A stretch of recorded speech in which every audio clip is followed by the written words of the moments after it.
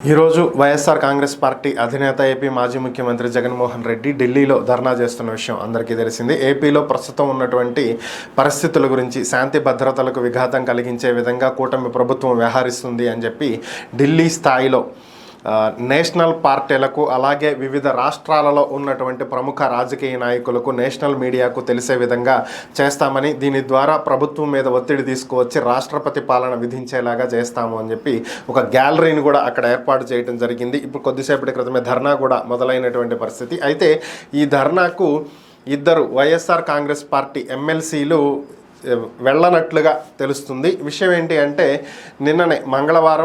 నిన్ననే దాదాపుగా జగన్తో పాటుగా చాలామంది ఎమ్మెల్యేలు, ఎమ్మెల్సీలు, ఎంపీలు అందరూ కూడా ఢిల్లీ వెళ్ళిపోవటం జరిగింది. అయితే ఒక ఇద్దరు ఎమ్మెల్సీలు మాత్రం నిన్న శాసన మండలిలో సభకు హాజరవటం జరిగింది. ఏపీలో అసెంబ్లీ సమావేశాలు జరుగుతున్నటువంటి నేపథ్యంలో తుమ్మటి మాధవరావు అలాగే వంక రవీంద్ర వీళ్ళిద్దరూ కూడా నిన్న అసెంబ్లీకి హాజరయ్యారు.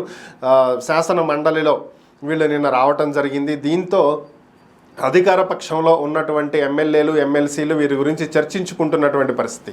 అందరూ ఢిల్లీ వెళ్ళిపోతే వీళ్ళిద్దరు మాత్రం ఇక్కడ ఏం చేస్తున్నారు, అసలు ఏంటి పరిస్థితి, వీళ్ళకి ఏమీ పొసగట్లేదా, వైసీపీలో ఏమన్నా వీళ్ళు బయటికి రావాలని ఆలోచిస్తున్నారా, ఇలా రకరకాలైనటువంటి చర్చలు నిన్న జరిగినటువంటి పరిస్థితి.